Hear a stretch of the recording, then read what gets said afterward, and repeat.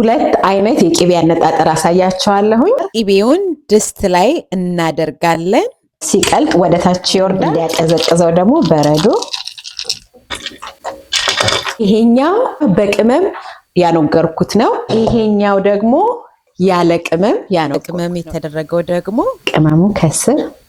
ይህ የቅቤ አነጣጠር በጣም ለየት ያለና ለበዓል ደግሞ ይጠቅማችኋል ብዬ አስባለሁ። ሞክሩት፣ ትወዱታላችሁ። እንኳን ወደ ቻናሌ በድጋሚ መጣችሁ። በዚህ ቻናል ለሄልዚ ላይፍ ስታይል ማለትም ለጤነኛ ኑሮ አኗኗር የሚጠቅሙንን የምግብ አሰራርና ሬሲፒዎችን፣ ስኪን ኬር ማለትም በቤት ውስጥ በናቹራል መልኩ ቆዳችንን እንዴት ቴክ ኬር ማድረግ እንደምንችልና የጂም ወርክአውት እንዲሁም በቤት ውስጥ በቀላሉ መስራት የምንችላቸውን እንቅስቃሴዎች ልምድ የምንለዋወጥበትና የምንማማርበት ቻናል ነው። አዲስ ከሆናችሁ ቻናሌን ሰብስክራይብ በማድረግ ቤተሰብ ሁኑ። በድጋሚ እንኳን ደህና መጣችሁ። ዛሬ ሁለት አይነት የቅቤ አነጣጠር አሳያችኋለሁኝ። የተጠቀምኩት የቅቤ አይነት ግራስ ፌድ ኦርጋኒክ አንሳልትድ ነው። ሁሉንም ከካርቶናቸው አውጥቼ ነው። ሁለቱንም አንጉረን ነው የምናነጥረው። አንደኛውን በቅመም ካቀለጥ ነው በቀስ ባለ እሳት ካቀለጥ ነው በኋላ ነው የምናነግረው። ይሄንን ግን ባዶ እናነግረውና በቅመም እናነጥረዋለን። ይሄኛውን በቅመም የምናነግረው ትንሽ የተወሰነ ቅመም ስናነጥር እንጨምራለን። ሂደቱን በሙሉ በደንብ አሳያችኋለሁኝ። ለበዓል ስፔሻሊ በጣም ጥሩ ይሆናል ብዬ አስባለሁኝ። አንደኛውን የምጠቀመው ለዶሮ ወጥ፣ ለስጋ፣ ለክትፎ ይሄኛው አንደኛውን ግን እኔ በቅቤ ነው ማበስለው። በቅቤ የማበስልበት ምክንያት በደንብ አርጌ ዘርዝሬ በባለፈው ቪዲዮ ላይ አስቀምጫለሁኝ። ስለዚህ ሁለቱንም አይነት የቅቤ አነጣጠር ዛሬ አሳያችኋለሁኝ። አሁን እንጀምር። ለአንደኛው የቅቤ አነጣጠር ኮሰረት እናሞቃለን።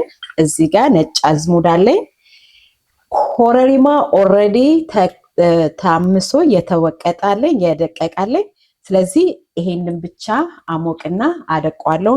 ኮሰረቱን አንፈጨውም፣ በእጃችን ነው እንትን አሸት አሸት አድርገን የምናደርገው። ታይሚ በሶ ብላለኝ። ከእንደገና ደግሞ ቤዝል አለኝ። ሁለት ድስት አለኝ። እዛ ላይ አቀልጠዋለሁ። ለማንጎር እናቀልጣለን ቀስ ባለ እሳት። ይቅርታ እዚህ ላይ አንደኛው ማለትም ከድምፄ ጋር ኮኔክት ያደረገው ካሜራ ፎከስ ማድረግ አልቻለም። ሌላኛው ካሜራ ክሬድ ስለሆነ በሁለት ስክሪን አሳያችኋለሁ። ለ30 ሰከንድ ነው። ከዛ አንድ ስክሪን ይሆን ሲቀልጥ ወደ ታች ስለሚሄድ የዚህን ያህል ውሃ ስለምናደርግበት ቦታ መተው አለብኝ። ይሄን ያህል ይበቃኛል ማለት ነው። አሁን እዚህ ላይ እናደርጋለን። ሁለቱም ላይ ቅቤ አድርገናል። ሲቀልጥ ወደ ታች ይወርዳል። ኮሰረቱ ሞቋል። ነጭ አዝሙድን አሞቃለሁኝ። ነጭ አዝሙድ ለአንደኛው ነው ይሄን የምናደርገው። ስለዚህ በቂ ነው። በጣም ቀስ ባለ እሳት ነው መቅለጥ ያለበት። ነጭ አዝሙዱ ሞቅ ብሏል። አሁን ፈጨዋለሁ። ኮረሪማ፣ ነጭ አዝሙዱ የተፈጨውን፣ ከዛ ኮሰረት እናደርጋለን። በእጃችን አሸት አሸት አድርገን ማድረግ። ከዛ ታይሚ ጦስኝ ትንሽ በትንሹ ሳይበዛ እና ቤቤዝል ቅጠል እናደርጋለን። ቅመሙ እንዲዋሃድ ቀስ ብለን እናማስሏለን። ሲቀልጥም ቆይታችሁ ማማሰል ትችላላችሁ። ሁለቱም በደንብ ቀልጧል። እሳቱን ኦልሬዲ አጥፍቼዋለሁኝ። ውሃ እናደርጋለን።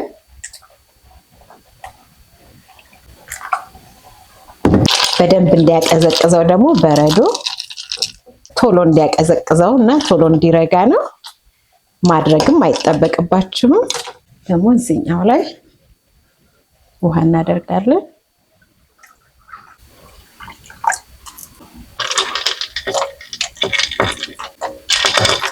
ከዛ ሁለቱንም ፍሪጅ ውስጥ አስቀምጣለሁኝ ለ2 ቀን ወይ ለ3 ቀን ሲመቸኝ አውጥቼ ሳነጥር ደግሞ አሳያችኋለሁኝ። እዩት እንዴት እንደሚያምር ያለ ቅመም በቅመም። አሁን ፍሪጅ ውስጥ አስገባለሁ።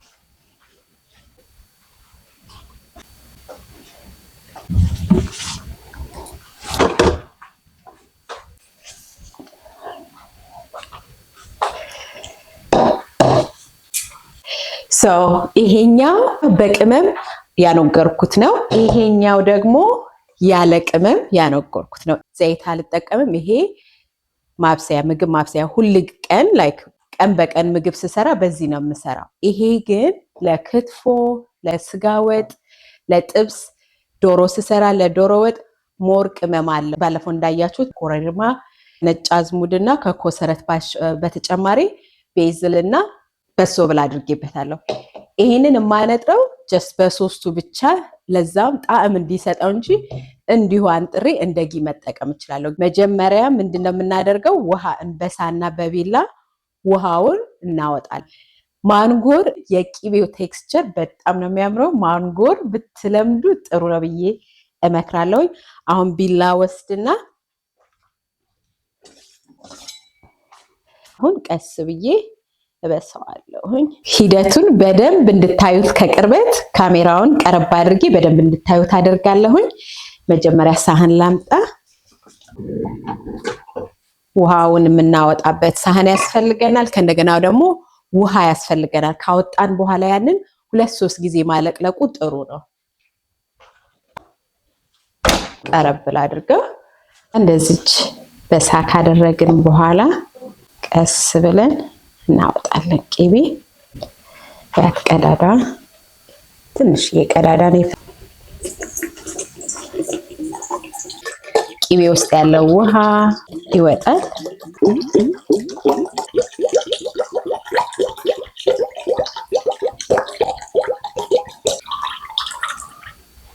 ይሄን ያህል ውሃ የጨመርኩ አልመሰለኝም። አይ ዶንት ቲንክ ሶ በልክ ምን ያህል ውሃ እንደነበረ ነጭ ውሃ መውጣት ነበረበት። እዩት።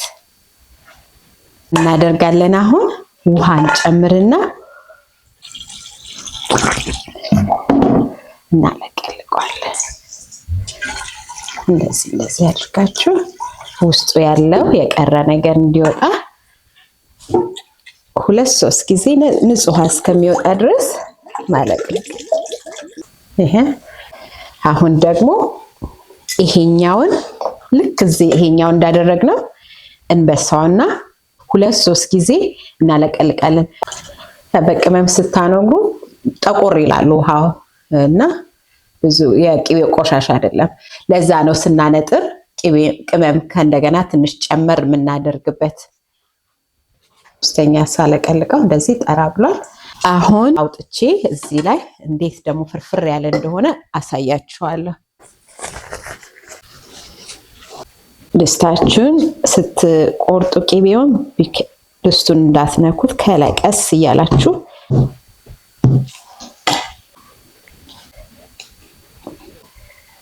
እንዴት ፍርፍር ያለ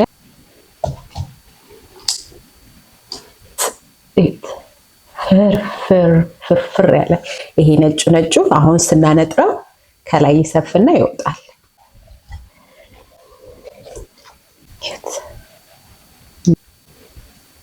ውሃ ትንሽ አለው። ውሃውን ለቅለቅ አረግና በዚሁ ማንጠር ይቻላል። እኔ ሰፋ ያለ ሳህን ነገር ስለሌለኝ ነው በድስት ያነጎርኩት። በጎድጓዳ ሳህንም ማንጎር ትችላላችሁ። አሁን ወደ ማንጠሪያው ቦታ ወስደዋለሁ ማለት ፍርፍር ያለ ቅመም ያደረግነው ሽታ እንዴት እንደሚሸጥ ልነግራችሁ አልችልም። ቅመሙ ከስር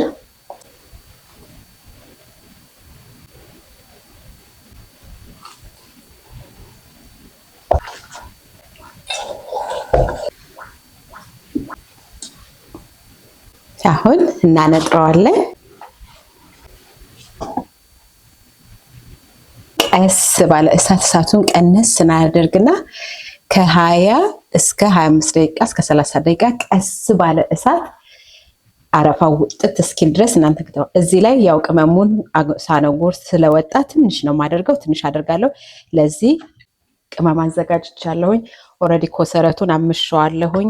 ነጭ አዝሙድ አምሼ አድቅቄዋለሁኝ።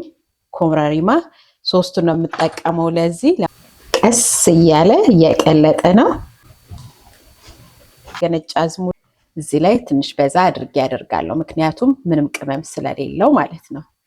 እዚህ የተረፈኝን ይሄን አደርጋለሁኝ።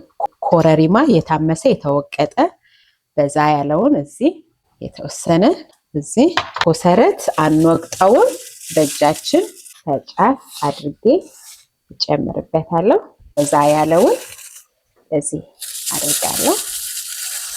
ሽታው ደስ ሲል በጣም ነው ደስ የሚል ሽታ ያለው ኮሰረት በጠው ቀስ ባለ እዩት፣ አይንቦለቦልም። ቀስ ባለ እሳቱን አጥፍቻለሁኝ። በቃ ምንም ማረፋ የለውም። ይሄኛው ማረፋ የለውም።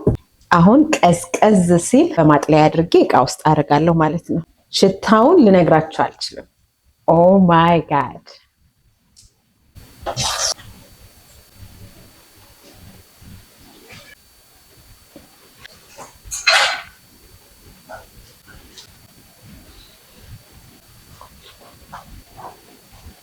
ማጥለያ እንጠቀምና ከዛ እናጠላለን። እዩት እንዴት እንደሚያምር የቀለጠ ወርቅ ነው የሚመስለው።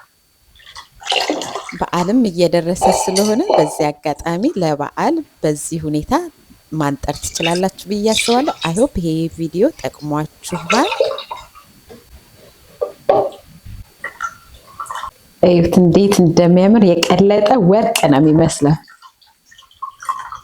በዚህ አጋጣሚ ባለፈው ዘይት አልጠቀምም ለማብሰያ ጊ ወይም ደግሞ ክላሪፋይድ ቂቤ ነው የምጠቀመው ስል ኢትዮጵያ የምንኖር አንሳልትድ ቂቤ ማናገኝ ከሆነ የገበታ ቂቤ መጠቀም እንችላለን የሚል ጥያቄ ደርሶ የነበረ ቂቤ ኢትዮጵያ ውስጥ አቬለብል ስለሆነ ያንን ኦርጋኒክ ኦሪጂናሉን ቂቤ መጠቀም ትችላላችሁ። ፕሮሰሱን እንደ ጊ ፕሮሰስ ተጠቅማችሁ ክላሪፋይድ አድርጋችሁ ለማብሰያነት መጠቀም ትችላላችሁ። አይ ሆፕ ይሄ ጥያቄዎቻችሁን መልሷል ብዬ አስባለሁ። በውጭ ዓለም ቂቤ ሬጉላር ቂቤው ስለማይገኝ ነው አንሳልትድ የምጠቀመው።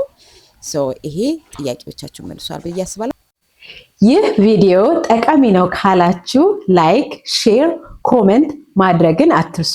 እንዲሁም በሚቀጥለው ማየት የምትፈልጉትን ቪዲዮ በኮሜንት ሴክሽን ላይ አስቀምጡልኝ፣ ወይም ደግሞ በውስጥ እንደተለመደው በውስጥ ይሄንን አይነት ቪዲዮ ስሪልኝ ብላችሁ መልእክት ላኩልኝ።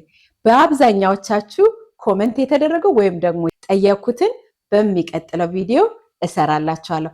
ትልቅ ኮሚኒቲ እየገነባን ነው። ብዙ እየተማማርንና ልምድ እየተለዋወጥን ነውና ጥያቄ ከመጠየቅ ወደ ኋላ አትበሉ። እኔም ደግሞ ጥያቄዎቻችሁን ከመመለስ ወደ ኋላ አልልም።